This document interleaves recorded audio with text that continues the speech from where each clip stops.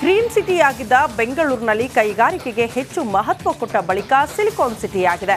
ಆದ್ರೀಗ ಈ ಟೈಟಲ್ ಬೆಂಗಳೂರು ಕೈತಪ್ಪೋ ಎಲ್ಲಾ ರೀತಿಯ ಸಾಧ್ಯತೆಗಳಿದೆ. ಯಾಕೆ ಅಂತೀರಾ? ಈ ಸ್ಟೋರಿ ನೋಡಿ.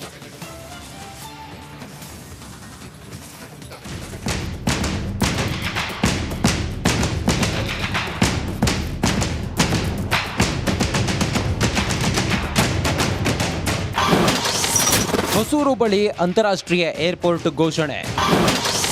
ತಮಿಳುನಾಡು ಪಾಲಾಗಲಿದೆಯಾ ಕೈಗಾರಿಕಾ ಉದ್ಯಮ?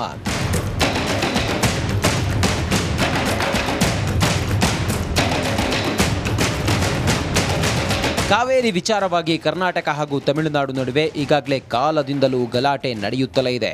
ಇದರ ಜೊತೆ ಮತ್ತೊಂದು ಸಮರ ಕೂಡ ಶುರುವಾಗುವ ಎಲ್ಲ ಲಕ್ಷಣಗಳಿವೆ. ಯಾಕೆ ಅಂತೀರಾ?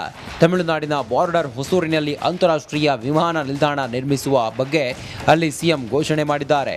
ಇದು ಸಹಜವಾಗಿಯೇ ಕರ್ನಾಟಕದ ಪಾಲಿಗೆ ಸಂಕಷ್ಟವಾಗಲಿದೆ. ಈಗಾಗಲೇ ಏನು ಕೃಷ್ಣಗಿರಿ ಸಮೀಪದ ಸೂಳಗಿರಿಯಲ್ಲಿ ನೋಡ್ತಾ ಇರೋದು ದೃಶ್ಯದಲ್ಲಿ ನಾನೀಗ ತಮಿಳುನಾಡಿನ ಸೂಳಗಿರಿ ಸಮೀಪ ಇದ್ದೀನಿ. ಇಲ್ಲಿ ಇಂಡಸ್ಟ್ರಿಗಳು ಎಷ್ಟರ ಮಟ್ಟಿಗೆ ನಿರ್ಮಾಣ ಆಗಿದೆ ಅಂದರೆ ಸುಮಾರು ಸಾವಿರಾರು ಎಕರೆಗಳಲ್ಲಿ ಬೃಹತ್ ಇಂಡಸ್ಟ್ರಿಗಳು ನಿರ್ಮಾಣ ಆಗಿದ್ದು ಹೊಸದಾಗಿ ಕೈಗಾರಿಕಾ ಪ್ರದೇಶಗಳೇ ಸೃಷ್ಟಿಯಾಗಿರುವಂಥದ್ದು. ಇಲ್ಲಿ ಇಷ್ಟೊಂದು ದೊಡ್ಡ ಮಟ್ಟಿಗೆ ಕೈಗಾರಿಕೆಗಳನ್ನು ಸೃಷ್ಟಿ ಮಾಡೋದಕ್ಕೆ ಪ್ರಮುಖ ಕಾರಣ ಏನಂತ ಹೇಳಿದ್ರೆ ಇಲ್ಲಿನ ಸರ್ಕಾರಗಳು ತೆಗೆದುಕೊಳ್ಳುವಂಥ ನಿರ್ಧಾರ ಹಾಗೂ ಆ ಒಂದು ನಿರ್ಧಾರಗಳು ಗಟ್ಟಿಯಾಗಿ ನಿಲ್ಲೋದ್ರಿಂದಾಗಿ ಈ ರೀತಿಯ ಒಂದು ಕೈಗಾರಿಕೆಗಳು ತಮಿಳುನಾಡಿನಂತ ಬರುವಂತಕ್ಕೆ ಸಾಕಷ್ಟು ಸಾಧ್ಯ ಆಗ್ತಾ ಇರುವಂಥದ್ದು. ಕರ್ನಾಟಕ ಸರ್ಕಾರ ಬೆಂಗಳೂರಿನಲ್ಲಿ ಎರಡನೇ ವಿಮಾನ ನಿಲ್ದಾಣಕ್ಕಾಗಿ ಭೂಮಿ ಅನ್ವೇಷಣೆ ಪ್ರಾರಂಭಿಸಿದ ಬೆನ್ನಲ್ಲೇ ತಮಿಳುನಾಡು ಸಿಎಂ ಎಂಕೆ ಸ್ಟಾಲಿನ್ ಹೊಸೂರಿನಲ್ಲಿ 2000 ಎಕರೆ ಪ್ರದೇಶದಲ್ಲಿ ಏರ್ಪೋರ್ಟ್ ಸ್ಥಾಪಿಸುವ ಯೋಜನೆಯನ್ನ ಘೋಷಿಸಿದ್ದಾರೆ. ಕರ್ನಾಟಕದ ಗಡಿ ಹೊಸೂರಿನಲ್ಲಿ ನೂತನ ವಿಮಾನ ನಿಲ್ದಾಣ ನಿರ್ಮಾಣ ಮಾಡಲು ತಮಿಳುನಾಡು ಮುಂದಾಗಿದೆ. ಇದರಿಂದ ಕರ್ನಾಟಕಕ್ಕೆ ಭಾರೀ ಹೊಡೆತ ಬೀಳುವ ಸಾಧ್ಯತೆ ಇದೆ.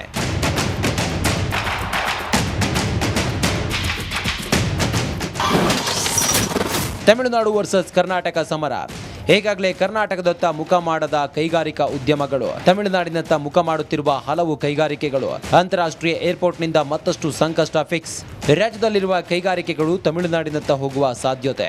ಈಗಾಗಲೇ ಹೊಸೂರಿನಲ್ಲಿ ಎಕ್ಸಮ್ ಗೇಟ್ ವೇಗಳಿಗೆ ಸಂಪರ್ಕ ಹೊಂದಿದೆ. ಈ ಪ್ರದೇಶದಲ್ಲಿ ಆಟೋ ಇವಿ ಉತ್ಪಾದನೆಗೆ ಹೆಚ್ಚು ಒತ್ತು. ಲಾಜಿಸ್ಟಿಕ್ಸ್, ಎಲೆಕ್ಟ್ರಾನಿಕ್ಸ್ ನ್ಯೂಕ್ಲಿಯಸ್ ಆಗಿ ಹೊರಹೊಮ್ಮಿದೆ.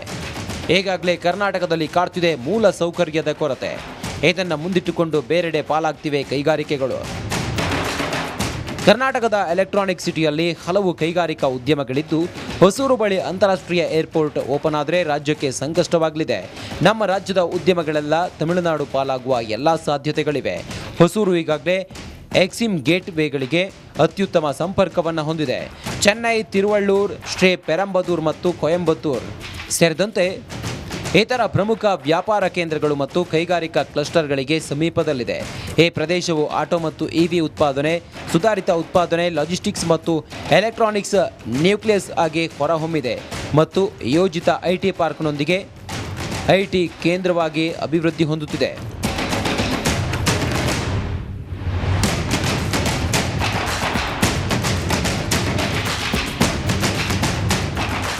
ಅಭಿವೃದ್ಧಿ ವಿಚಾರದಲ್ಲಿಯೂ ತಮಿಳುನಾಡು, ತೆಲಂಗಾಣ, ಆಂಧ್ರಪ್ರದೇಶ ಹಾಗೂ ಕೇರಳ ಒಂದು ಹೆಜ್ಜೆ ಮುಂದಿಡ್ತಿದ್ರೆ ಕರ್ನಾಟಕ ಸರ್ಕಾರ ಮಾತ್ರ ಬೆಲೆ ಏರಿಕೆಯಲ್ಲಿ ಬ್ಯುಸಿಯಾಗಿದೆ. ಏನಾದರೂ ಕಾಂಗ್ರೆಸ್ ಸರ್ಕಾರ ಹಾಗೂ ಸಂಬಂಧಪಟ್ಟ ಇಲಾಖೆ ಕೈಗಾರಿಕೆಗಳು ಬೇರೆ ರಾಜ್ಯಕ್ಕೆ ಹೋಗದಂತೆ ರಾಜ್ಯದಲ್ಲಿ ಉಳಿಯುವಂತೆ ಕ್ರಮ ಕೈಗೊಳ್ಳಬೇಕಿದೆ. ಇಲ್ಲವಾದಲ್ಲಿ ಮುಂದಿನ ದಿನಗಳಲ್ಲಿ ರಾಜ್ಯದಲ್ಲಿ ಕೆಲಸದ ಅಭಾವದ ಜೊತೆ ಸಂಕಷ್ಟ ಫಿಕ್ಸ್ ಎಂಬಂತಾಗುತ್ತೆ.